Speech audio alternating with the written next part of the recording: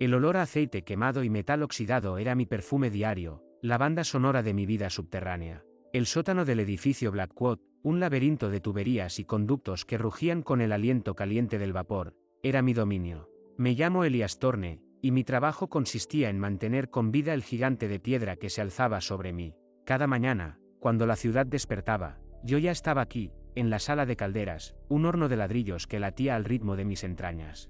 La luz fluorescente parpadeaba, proyectando sombras danzantes sobre las gruesas tuberías que se extendían como venas gigantes. El calor era asfixiante, la humedad pegajosa, pero con el tiempo, el infierno se volvió familiar. Hoy, como cualquier otro día, ajusté las válvulas, verifiqué la presión y escuché el siseo constante del vapor que escapaba de las tuberías. Un ruido habitual, una melodía monótona que rara vez interrumpía mi ensimismamiento. Pero hoy fue diferente. Estaba absorto en la lectura de un viejo periódico, un artículo sobre la misteriosa desaparición de una mujer llamada Isabella Moreau, cuando lo vi. Justo frente a mí, en la columna de vapor que salía de una de las tuberías principales, algo cambió. El vapor, denso y blanco, se había transformado. Tomó forma, lentamente, imperceptiblemente al principio. Como si un escultor invisible estuviera trabajando con el aire, creando una cara humana. No era una ilusión óptica. No era producto del cansancio ni del calor. Era una cara real, con rasgos definidos, aunque borrosos por la neblina. La cara del vapor. Me quedé paralizado. La respiración se me atoró en la garganta. Los ojos, dos huecos oscuros en la masa vaporosa, me miraban fijamente. Y entonces, la voz. No era una voz audible, sino una sensación, un eco en mi mente, una súplica silenciosa. Ayuda. Por favor. No me dejes. El pánico me heló la sangre. Me aferré al mango de la llave inglesa, como si fuera mi única arma contra lo desconocido. Me froté los ojos, parpadeé frenéticamente. Quería que desapareciera, que todo fuera una alucinación, un juego de mi mente. Pero la cara seguía allí, mirándome, suplicando. Un sudor frío me empapó la espalda. Retrocedí un paso, luego otro. Las tuberías silbaron, rugieron, el calor me envolvía como un abrazo mortífero. Intenté respirar, tragar saliva, pero mi cuerpo no respondía. La cara, ahora más definida, mostraba una expresión de sufrimiento indescriptible. El vapor se agitó, se movió, y sentí una punzada de dolor en mi sien, como si la cara estuviera tratando de comunicarse directamente conmigo. Están en peligro. Todos. Un escalofrío recorrió mi espina dorsal. ¿Quién es? ¿De qué estás hablando? Musité, la voz rota. Sabía que era inútil, que no podía responder, pero necesitaba saber. La cara del vapor se desvaneció un poco, como si la fuerza se le estuviera acabando. La oscuridad crece dentro, y luego se disolvió por completo, como si el vapor hubiera sido tragado por las fauces de la oscuridad. El silencio, roto solo por el rugido constante de las calderas, cayó sobre mí. Me quedé allí, inmóvil, con el corazón latiendo con fuerza en el pecho. ¿Qué diablos había sido eso? Una broma macabra de mi mente. Una alucinación producto del trabajo y el encierro. Me obligué a tomar una respiración profunda, a calmarme. Tenía que racionalizarlo. Debía ser algo más. Tal vez una falla en la presión, una extraña refracción de la luz. Cualquier cosa menos lo que creía haber visto.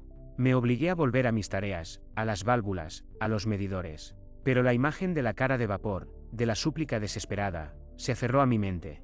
Me sentía observado, acosado, como si algo me estuviera vigilando desde las sombras. Al final del turno, cuando el sol ya se ponía sobre la ciudad, salí del edificio. El aire fresco de la noche fue un alivio. Me sentí frágil, expuesto. Necesitaba hablar con alguien, contarle a alguien lo que había visto. Llamé a mi amiga Clara, una detective privada de pocas palabras pero buenos instintos, le conté lo sucedido, no sin pensarlo dos veces. Necesitaba saber que no me estaba volviendo loco. Le expliqué lo de la cara, la voz, la súplica. Ella me escuchó atentamente, sin interrumpir, con una expresión impasible que me hizo sentir más ansioso. Elias, dijo finalmente, su voz suave pero firme, si lo que dices es cierto, entonces te has topado con algo muy peligroso. Una de las líneas de Clara se fruncieron. ¿Qué quieres decir?, pregunté, el miedo regresando con fuerza. Este edificio, el Blackwood, tiene una historia oscura. Hay rumores de cosas extrañas que suceden aquí abajo, en las profundidades. Desapariciones, sucesos inexplicables. ¿Y la mujer del periódico, Isabella Moreau?, pregunté. Clara asintió. Su desaparición nunca se resolvió. Dicen que se involucró en algo que no debía, algo relacionado con el edificio y sus secretos. Un peso indescriptible se posó sobre mis hombros. Sabía, en lo más profundo de mi ser, que lo que había visto en la sala de calderas no era una simple alucinación. Era una advertencia. Y ahora, la pregunta era, ¿de qué o de quién me estaba advirtiendo? Y cómo, un simple trabajador de calderas, iba a resolver un misterio que había estado acechando en las sombras del edificio Blackwood durante décadas. Necesitaba saber la verdad, aunque me costara la vida. El sueño se hizo esquivo esa noche. Cada vez que cerraba los ojos, la cara del vapor se materializaba, los ojos oscuros clavados en los míos, la súplica resonando en mi mente. Están en peligro. Todos. ¿Quiénes eran todos? ¿Y qué era esa oscuridad que crecía dentro de algo o alguien? Las palabras de Clara, la detective, me resonaban. El edificio Blackwood, una historia oscura, rumores de cosas extrañas, desapariciones inexplicables. Todo se entrelazaba en un nudo de paranoia y terror. A la mañana siguiente, regresé al sótano. El olor a aceite quemado y metal oxidado me recibió como un viejo amigo, pero esta vez, la familiaridad se había transformado en una amenaza. El calor sofocante, el rugido de las calderas, la danza de las sombras, todo me recordaba la pesadilla de ayer. Caminé por la sala con cautela, observando cada tubería, cada válvula, cada rincón oscuro. La cara del vapor, donde se había formado, ¿podría volver a aparecer? Me sentía como un intruso en mi propio dominio, como si la sala de calderas, en lugar de ser mi lugar de trabajo, fuera una trampa, un campo de juego de algo invisible. Decidí buscar en la sala algo que me diera una pista. Empecé por la zona donde había visto la cara. Me acerqué a la tubería, tocando el metal con precaución. Estaba caliente, vibrando con la energía del vapor. Observé detenidamente el flujo, buscando alguna anomalía, algo que justificara la aparición. Nada. Todo parecía normal. Recordé el periódico, el artículo sobre Isabella Moró. ¿Podría haber algo en el que me diera alguna pista? Busqué en la sala un lugar donde guardara el periódico, lo había dejado en una esquina, cerca de una repisa polvorienta. Mientras caminaba hacia allí, mi mirada se detuvo en algo que no había notado antes. Un pequeño compartimento, oculto detrás de una de las tuberías, casi invisible en la penumbra. Una ranura rectangular, como si hubiera una puerta o una caja. Me acerqué, la curiosidad superando el miedo. Toqué la superficie. El metal estaba frío, liso. Intenté abrirlo, pero no se movía. Necesitaría una herramienta. Recordé la llave inglesa, mi fiel compañera, siempre a mano. Volví a la zona de trabajo y la tomé. Con cuidado, introduje la llave en la ranura y forcé. Después de un pequeño crujido, la puerta se abrió, revelando el interior oscuro. Me quedé paralizado. No sabía qué esperar, pero ciertamente no esto.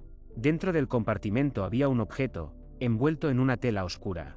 Con manos temblorosas, lo saqué. Era un libro viejo y desgastado, con una encuadernación de cuero. Las páginas estaban amarillentas, y el título, escrito en letras góticas, era casi legible. Con dificultad, leí, Liberum Brarum. El libro de las sombras. Sentí un escalofrío que me recorrió todo el cuerpo. La palabra sombras me resonó, trayendo a mi mente las palabras de la cara del vapor, la oscuridad que crecía. ¿Qué clase de libro era este? ¿Qué secretos encerraba? Sabía que debía llevarlo a Clara, que ella sabría qué hacer, pero la curiosidad, el ansia de saber, me dominó. Decidí hojearlo, solo un poco, para ver qué contenía. Las primeras páginas estaban llenas de extraños símbolos y dibujos, jeroglíficos incomprensibles. La letra era fina, enrevesada, y la tinta parecía oscura, casi negra. A medida que avanzaba, los dibujos se volvían más grotescos, más perturbadores. Representaciones de seres monstruosos, sombras danzantes, rituales extraños. Sentí una creciente sensación de malestar, una inquietud que me hacía querer cerrar el libro, pero no podía. Era como si estuviera hipnotizado, obligado a seguir leyendo. En una de las páginas, vi un nombre. Isabella Moró. Junto a su nombre, había un dibujo de una figura sombría, envuelta en sombras, y una serie de símbolos que me parecieron familiares. Eran los mismos símbolos que había visto en el periódico, en el artículo sobre su desaparición. De repente, una imagen vino a mi mente. La cara del vapor, la súplica, la oscuridad. ¿Podría el libro estar relacionado con todo? Y Isabella Moró, ¿qué había descubierto? Un sonido me sacó de mis pensamientos. Un golpeteo metálico, proveniente del interior de la sala. Me detuve en seco, escuchando con atención.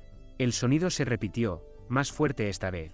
Venía de las profundidades del sótano, de la zona donde se extendían las tuberías, donde el calor era más intenso. Con el corazón latiendo a 1000 por hora, decidí investigar. Cerré el libro con fuerza, lo guardé en mi mochila y tomé una linterna. Me adentré en el laberinto de tuberías, la oscuridad envolviéndome, el olor a aceite quemado y metal oxidado penetrando mis fosas nasales. El golpeteo continuó, guiándome. El calor era sofocante, la humedad pegajosa. Sentí un peso enorme, como si el propio edificio estuviera respirando sobre mí. A medida que me acercaba, el sonido se hizo más claro. Parecía provenir de una de las tuberías más gruesas, una que se extendía en la oscuridad, perdiéndose en las profundidades. Me acerqué con cautela, la linterna iluminando el camino. Allí estaba, justo donde se unían dos tramos de tubería, una pequeña ventana, un orificio. Y desde dentro, la luz brillaba, una luz pálida que se filtraba a través del metal. Con temor, me acerqué a la ventana. Puse mi ojo en el agujero y observé. Lo que vi me heló la sangre. Un túnel, un pasillo oscuro, iluminado por la misma luz pálida, que se extendía indefinidamente. Y al final del pasillo, una figura envuelta en sombras. Una figura que me pareció familiar, aunque no podía precisar de quién se trataba. La figura, estática, no se movía. Y entonces, lo vi. A su lado, flotando en el aire, estaba la cara del vapor. La cara del vapor me miraba.